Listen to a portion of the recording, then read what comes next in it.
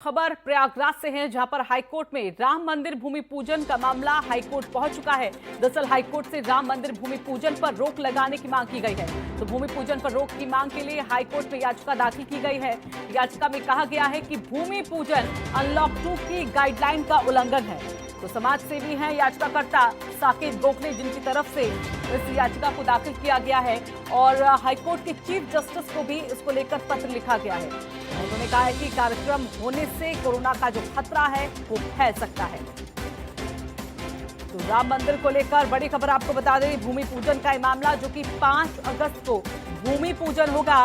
राम मंदिर को लेकर प्रधानमंत्री मोदी 5 अगस्त को वहां पहुंचेंगे और साधु संतों महंतों की तरफ से हालांकि इसको लेकर कहा गया है कि बहुत ही समुचित लोगों की मौजूदगी में इस कार्यक्रम को किया जाएगा। लेकिन बावजूद इसके अब हाईकोर्ट में एक याचिका को दाखिल किया गया है, जिसमें भूमि पूजन होने को लेकर सवाल उठाए गए हैं। कहा गया है याचिका में कि भूमि पूजन अनलॉक 2 की जो गाइडलाइंस है उनका उल्लंघन करता है।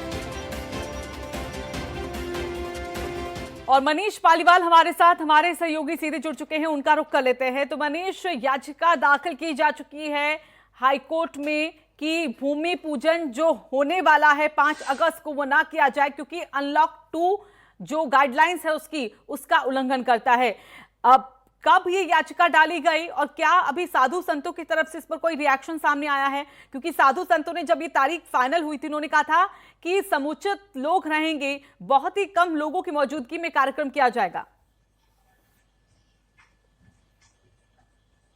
जी रितु, देखिए ये 2 दिन पहले की ये याचिका है जो हाईकोर्ट में एक लेटर के जरिए भेजी गई है। लेटर पिटीशन है ये, जो चीफ जस्टिस को भेजी गई है और दिल्ली के रहने वाले साकेत नाम के समाज सेवी हैं, जो पत्रकार भी रहे हैं, उनके द्वारा ये याचिका भेजी गई है। लेटर पिटीशन साकेत गोखले ने भेजी है, जिसमें उन्होंने साफ कहा है कि जो 5 अगस्त को राम मंदिर का भूमि पूजन प्रस्तावित किया गया है, उसको लेकर उन्होंने मांग की है कि इसको रोका जाए, क्योंकि इसमें कोरोना गाइडलाइन का उल्लंघन होगा। इसके साथ ही जो अनलॉक 2 का नियमावली है उसका उल्लंघन होगा। उनका तर्क था कि इसमें 300 से ज्यादा लोगों की भीड़ जमा होगी, जिससे संक्रमण फैलेगा, कोरोना महामारी का और बढ़ने का खतरा पैदा होगा। इसके साथ ही उन्होंने इस याचिका में यह भी तर्क दिया था कि कोरोना गाइडलाइन का जो नियम है वो केंद्र सरकार की नियमावली है, इसमें यूपी सरकार की तरफ से कोई छूट नहीं दी जा सकती है। लिहाजा इस तरह के कई तर्क उन्होंने इस मामले में और दिए थे। उनका यह भी कहना था कि इससे पहले कई बड़े धार्मिक त्योहार हुए, आयोजन हुए, ईद बकरीद का भी उन्होंने हवाला दिया कि उस पर भी जो नमाज पढ़ी जाती है मस्जिदों में, उस पर सामूहिक रूप से नमाज पढ़ने पर भी रोक लगाई गई। लोगों ने अपने त्योहारों को सामाजिक रूप से एक साथ इकट्ठा होकर नहीं मनाया। तो राम मंदिर का जो भूमि पूजन है 5 अगस्त को होना है, वो भी नहीं होना चाहिए।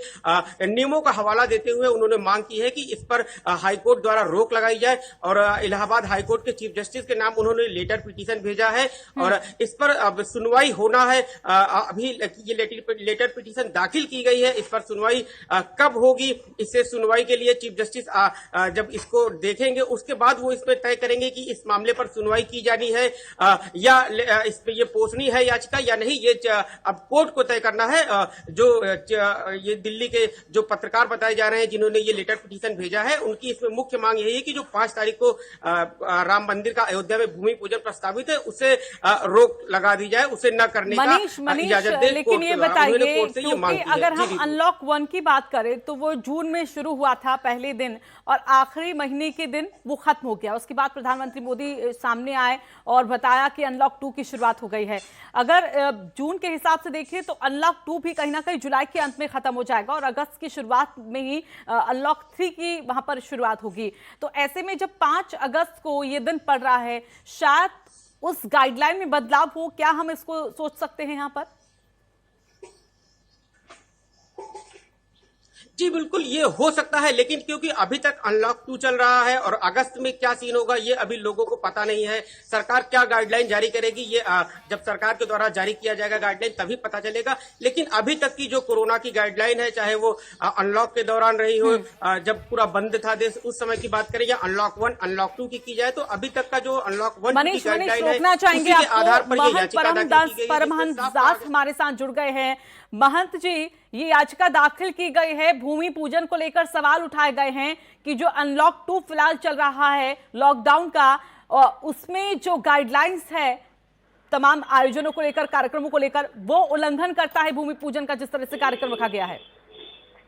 ये ऐसा है, देखिए कि जो लोग अभी तक राम मंदिर में कहीं न कहीं से रोड़ा बने रहे और जो लोग अभी तक भगवान श्री राम के अस्तित्व पर सवाल खड़ा करते रहे, जिन लोगों ने यहाँ तमाम हिंदुओं का खून बहाया है, अब वो जब भूमि पूजन का, पहले तो ये लोग जो है तो सरकार पर सवाल खड़ा करते थे कि रामलला हम आएंगे लेकिन तारीख नहीं बताएंगे, इस तरह से तंज कसते थे भाजपा पर।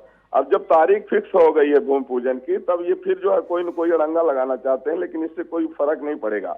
और देश की जनता, जितने भी देश विरोधी गतिविधियों में संलिप्त राम विरोधी जो है, देश की जनता उनको जानती है। और ऐसे लोग जो चंद लोग हैं, उनके कहीं आने जाने से कोई फर्क पड़ने वाला नहीं है, क्योंकि जो सर्वोच्च न्यायालय का जजमेंट है, इसके बाद भूमि पूजन का कार्यक्रम है, उसमें सोशल डिस्टेंसिंग का पालन किया जा रहा है, किसी तरह की गाइडलाइन का उल्लंघन नहीं है। वो अलग चीज है कि सुप्रीम कोर्ट ने क्या फैसला दिया, लेकिन अगर अभी जो वैश्विक महामारी चल रही है देश में, सबसे पहले सवाल यही था और शायद वक्त भी इतना लगा भूमि पूजन को लेकर क्योंकि कोरोना का काल चल रहा था, लॉकडाउन था और इसलिए इस वक्त को टाला गया। लेकिन आखिरकार वो तारीख सामने आ गई जब भूमि पूजन होगा और तब से ही लगातार ये सवाल पूछे जा रहे हैं कि अगर ये स्थिति है देश में, दुनिया में, तो ऐसे कैसे कार्यक्रम आयोजित किया जाएगा। अगर तमाम और कार्यक्रमों की बात करें तो कहीं पर 20 लोगों को अनुमति है, कहीं पर 50, लेकिन यही सवाल आप लोगों से भी कि कितने लोग वहां पर शामिल होंगे, कैसे वो कार्यक्रम आयोजित किया जाएगा?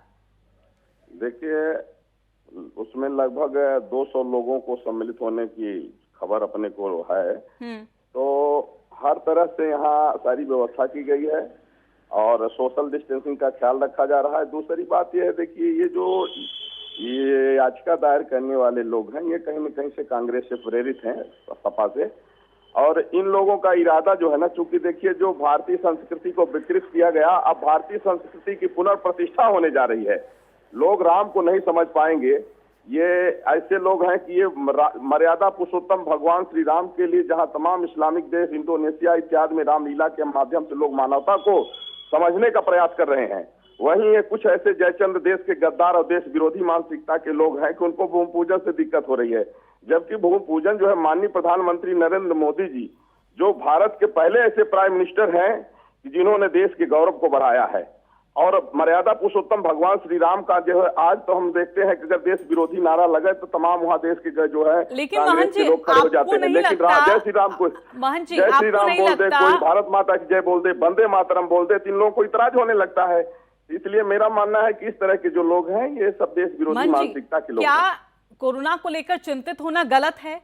क्या अगर इस तरह का सवाल उठाया गया है तो ये गलत है? अनलॉक 2 के तहत जो गाइडलाइंस हैं उन्हीं को लेकर तो सवाल उठाया गया है, और अगर तमाम और कार्यक्रमों में बहुत ही सीमित लोगों की मौजूदगी को रखा गया है तो इस कार्यक्रम में क्यों नहीं? क्योंकि यहाँ पर कहा गया है और आप लोगों की तरफ से भी कहा गया कि लाइव स्ट्रीमिंग की जाएगी और बेहद कम संख्या रखी जाएगी, लेकिन कम से कम संख्या वो 200 है।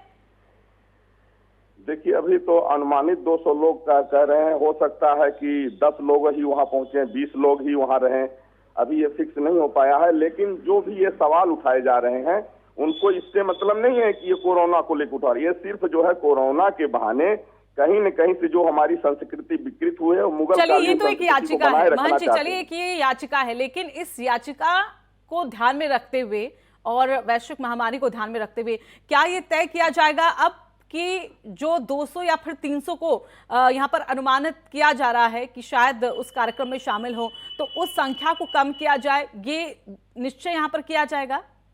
अब देखिए, ऐसा है कि जैसे मान लीजिए कि जो लोग उसमें सम्मिलित हो रहे हैं, अब वो अगर मान लीजिए कि 5 मीटर दूरी पर वो अपना बैठने का, वहाँ अगर सम्मिलित होने का वो बना लेते हैं, अब वो उस तरह से मास्क वोस्क लगाए हैं, तो इसमें किसी तरह की कोई आपत्ति नहीं है। यहाँ सारी व्यवस्थाएं की गई हैं, हर तरह के यहाँ पहले जो है तो विचार किया गया है और ऐसा कुछ भी नहीं है। देखिए, कोविड-19 को लेकर के जितना माननीय प्रधानमंत्री नरेंद्र मोदी जी देश को बचाने का प्रयास कर रहे हैं, इन लोगों को समझ भी नहीं आएगा।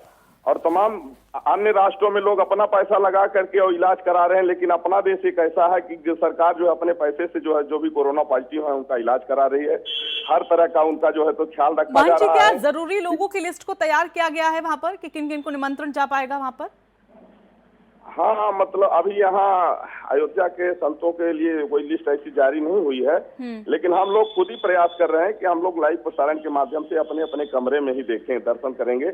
हम लोग खुद ही जाने के लिए वहाँ नहीं चाह रहे हैं, क्योंकि देखिए यहाँ ऐसा है, सब लोग जानते हैं कि जो कोविड-19 है इससे बचना एक चुनौती है और इसके लिए सबका सपोर्ट चाहिए, सरकार का भी और जनता का भी। और हम लोग उसका जो है तो प्रयास कर रहे हैं। और इस तरह की ये सब लोग जो है, जो इस तरह की बात करने वाले लोग हैं, ये इन लोगों ने तो कोरोना को बढ़ाया है। ये सब तबलीगी जमात के लोग हैं। ये जो ये पिटीशन फाइल करने जा रहे हैं, तबलीगी जमात से जुड़े हुए लोग हैं और कहीं न कहीं से आतंकवादियों से इनको फंडिंग मिल रही है कि किसी तरह से रोड़ा अटकाया जाए, लेकिन इससे कोई फर्क पड़ने वाला नहीं है। चलिए, धन्यवाद आपका महंत जी हमारे साथ जुड़ने के लिए।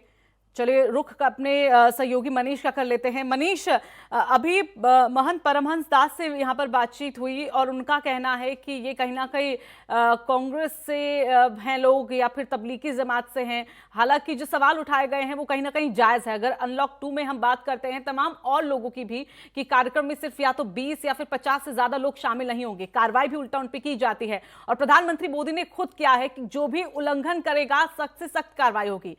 अब बात अगर भूमि पूजन की यहां पर करें, क्या आपके पास कोई जानकारी की सीमित संख्या क्या होने वाली है वहां पर कार्यक्रम में? क्या कोई लिस्ट जो अभी तक तैयार की गई है?